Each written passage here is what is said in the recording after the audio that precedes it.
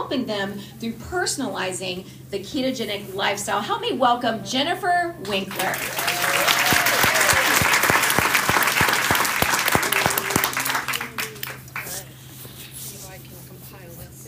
The pressure is on for me since we got lunch going. I'm going to do my best to stay on track and not take forever. All right.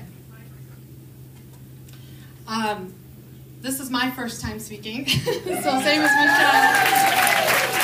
I've done plenty of talks and retreats when I worked as a youth minister, but I've never done any nutrition public speaking. So here we go.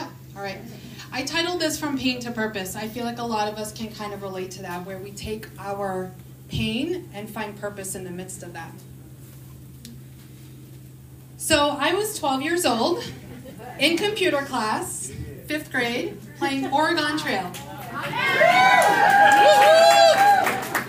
I would race to that computer room. All of us wanted to be first in line because we all wanted that Oregon Trail game.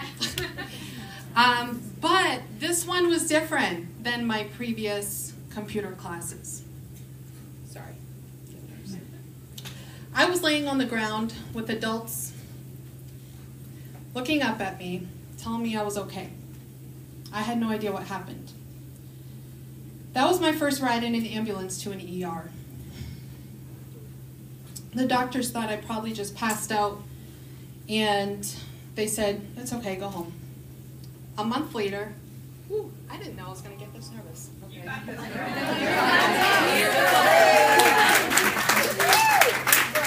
We're all friends. It's this weird, like, automatic response. Yes. You know, my brain, I'm not nervous, but the body just reacts. Yeah.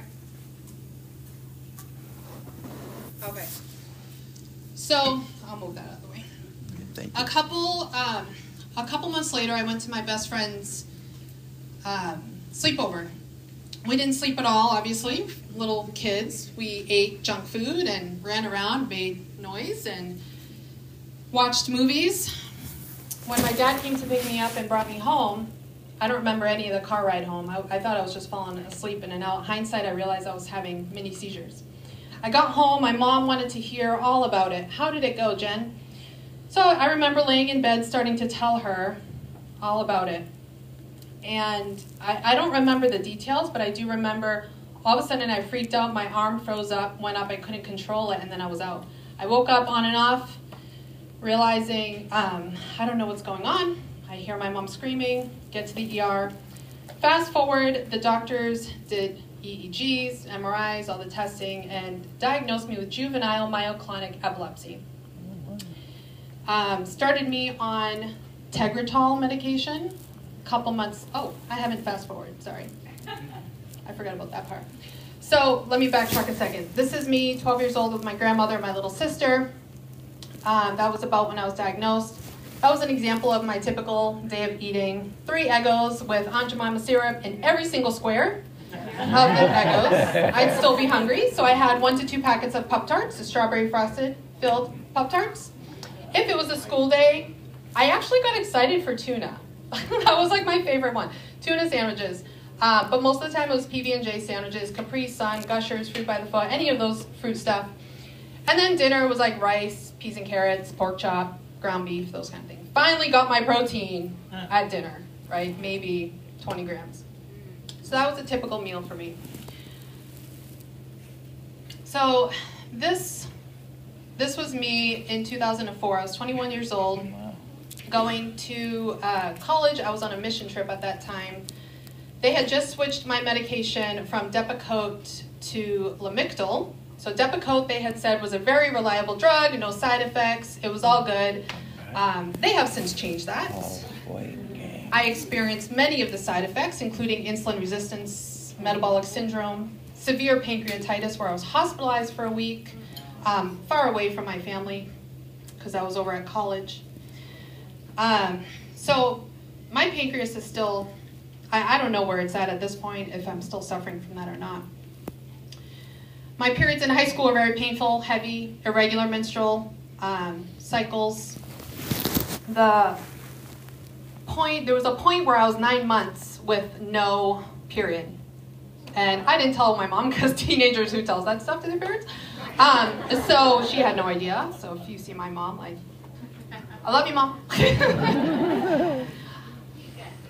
So the picture, this picture was taken shortly after getting off of Depakote and put on Lamictal, because the Depakote caused the pancreatitis.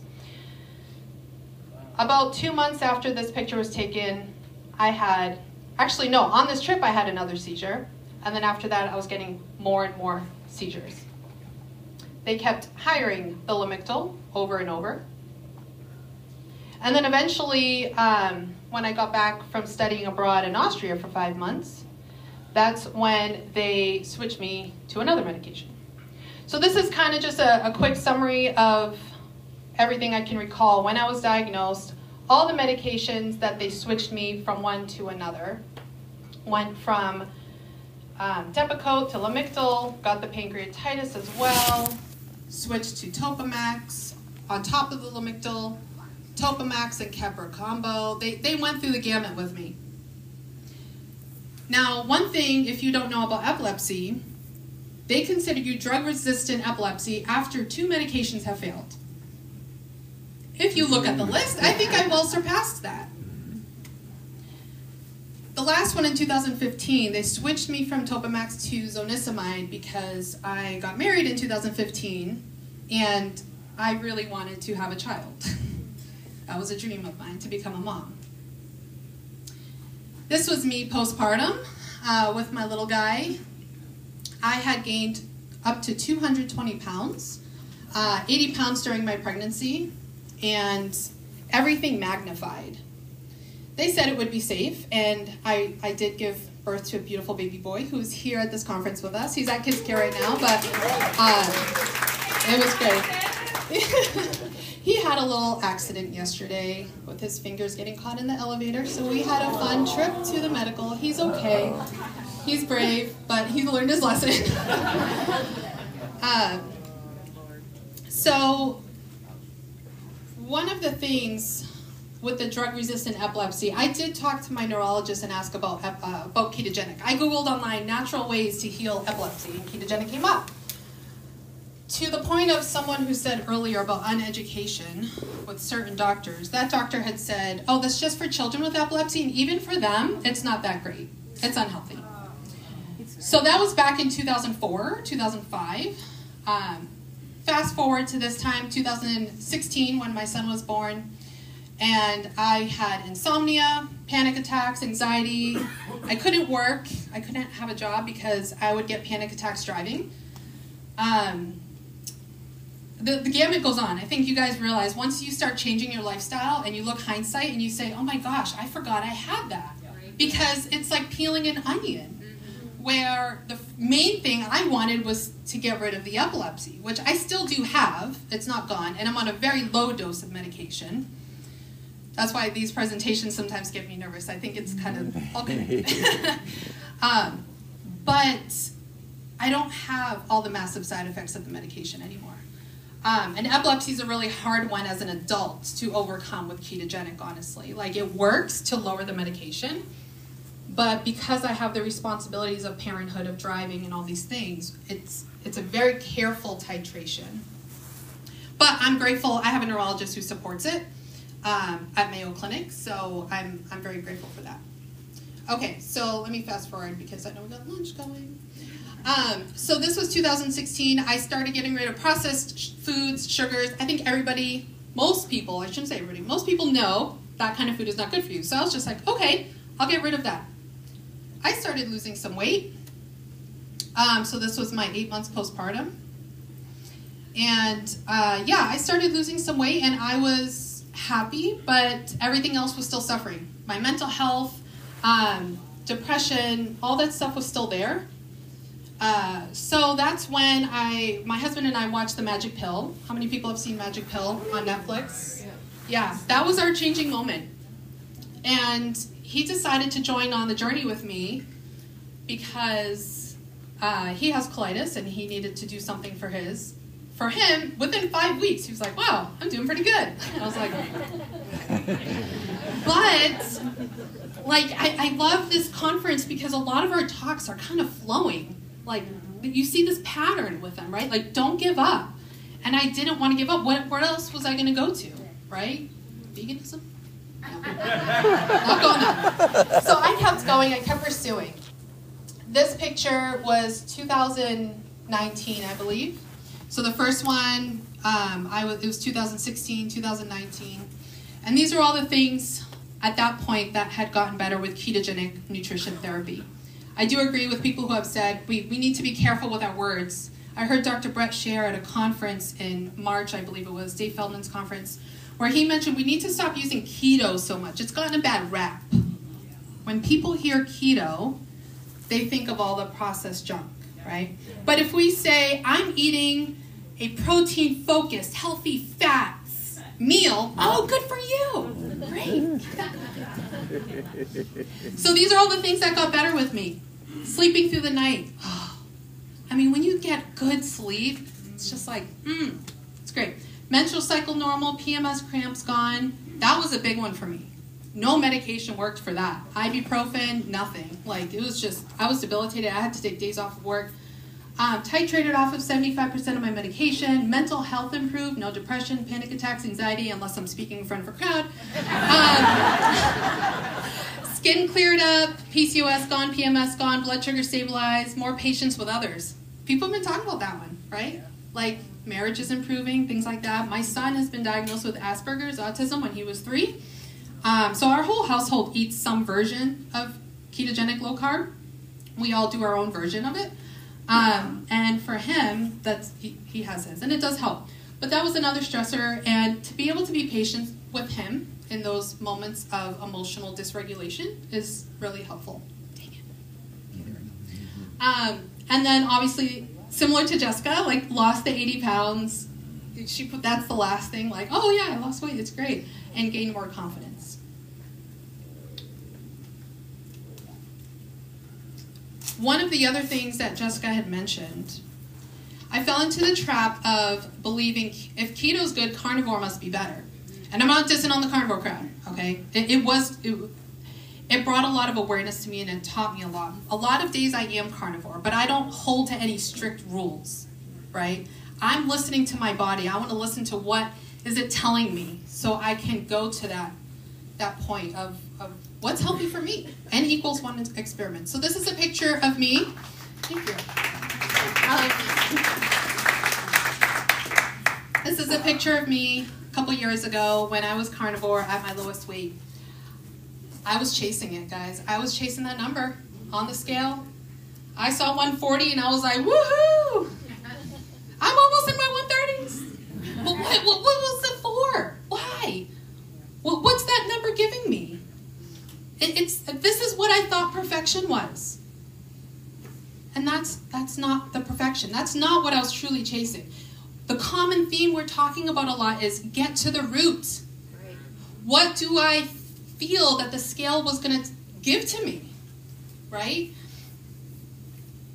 What you don't see in this picture, I look confident, I look happy. What you don't see is my progesterone tanked, my hair was falling out, my PMS was coming back. So was it worth it? Now, I realized through my health coaching career of learning, that was when I was finishing up Primal Health Institute. I was like, oh goodness, I've been restricting calories too long. So that was part of it. As a carnivore, I could not get enough calorie intake. So my wonderful, where is he at? Jonathan Shane, I worked with him for a little bit. And he helped me overcome a carb phobia. Healthy carbs, right? We did it strategically. I gained weight. I freaked out that I was losing what I wanted so badly. But I needed to go through that process of gaining a little bit to get back to like a body recomposition point. Oh my gosh, I'm less than a minute. Okay. So what I do now, this is my last slide. What I do now with my clients, I help them with blood sugar dysregulation. We use CGMs. We have CGM groups that they learn about blood sugar and all that stuff. But I also do with the one-on-one clients a lot of metabolic flexibility. So we work on blood sugar, we work on insulin resistance, and then we see how can we support your hormones? Like, do you need some of the fruit or, sweet potatoes or whatever? And how do we do that according to where you are in your cycle? So for me, where I'm at currently, this may change in the future, is basically the beginning follicular phase. I'm very carnivore keto. I want to be in ketosis. And then I kick myself out of ketosis at the end of my cycle to support my progesterone. And it has worked fantastic. I'm ending with this picture for a reason. I shared on social media recently about a revelation I had. This is really cool, so hear me out.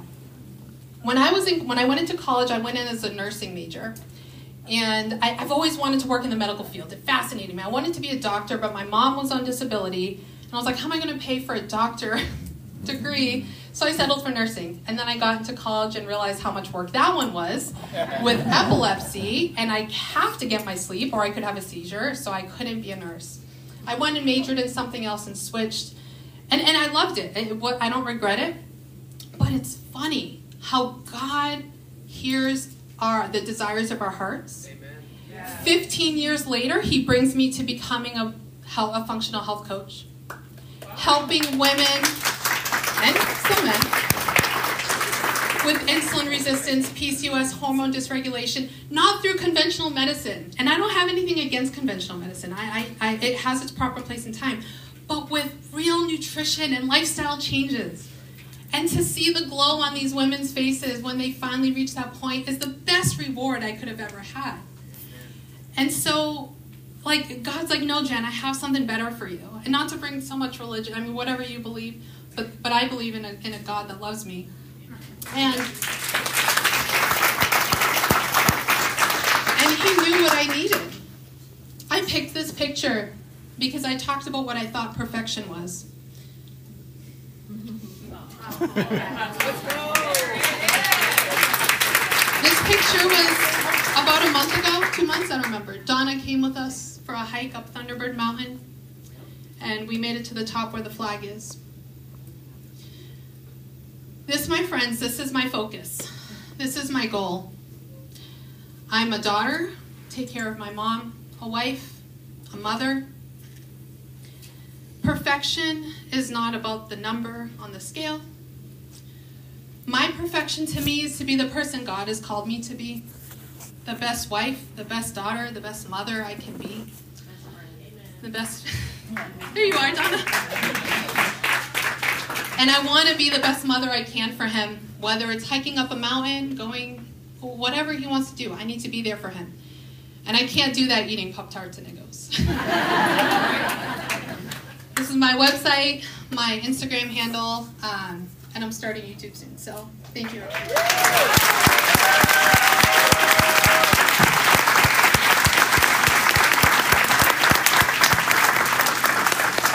I love that picture. Because a lot of times when we talk about we've lost so much or what the body looks like, what does that picture look like alone in the room, or a bathroom or a dressing room, just alone, right? Just still alone, a different size, a different look, weight loss, but alone. What I like is seeing we are living the life. This is what we do with health. This is what we do with the transformation. And I really appreciate the fact that she hasn't kept it to herself, aren't you? Yeah. That she's actually plugged in and serving others. It's so amazing. So we are going to take lunch. Yes, we are. And we're going to be back here by...